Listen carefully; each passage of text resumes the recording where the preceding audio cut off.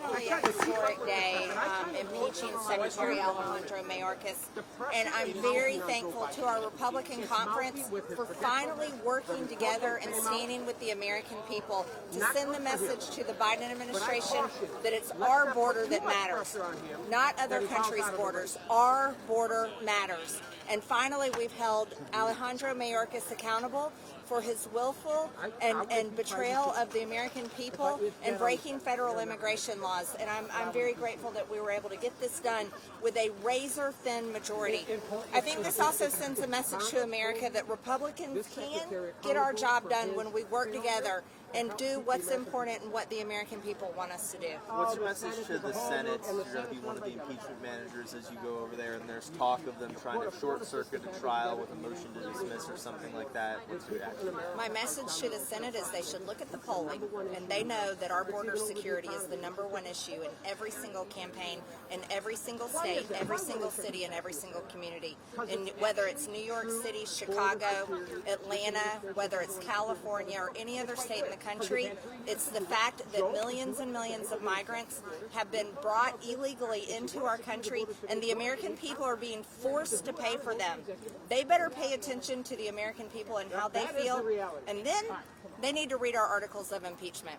We have 6 pages of Alejandro breaking federal immigration laws. I would advise them to get well-versed in the laws that he broke and understand that the people that voted them into office and the oath of office that they took to swearing an oath to the American people and to our country is the oath that they need to remember, and then they need to take this very seriously. And what are your thoughts on the aid bill passed out of Senate this morning, and would Speaker Johnson be potentially facing a motion to vacate if he ends up putting something for Ukraine or this bill on the floor?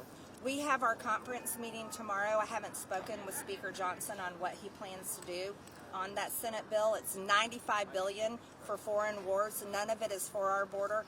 H.R. 2 is what we passed out of the House for our border security bill. The Senate refuses to touch it, and then they called some kind of a joke of a border deal that they tried to produce in the last few weeks that would legalize bringing in thousands of immigrants or illegal immigrants every single day. That's a non-starter, and I think this $95 billion foreign aid bill or foreign war bill with $60 billion to Ukraine should be a non-starter too, because the American people don't support the war in Ukraine. We should be doing everything we can to stop the invasion at the southern border. Do you think Speaker Johnson should negotiate with the White House?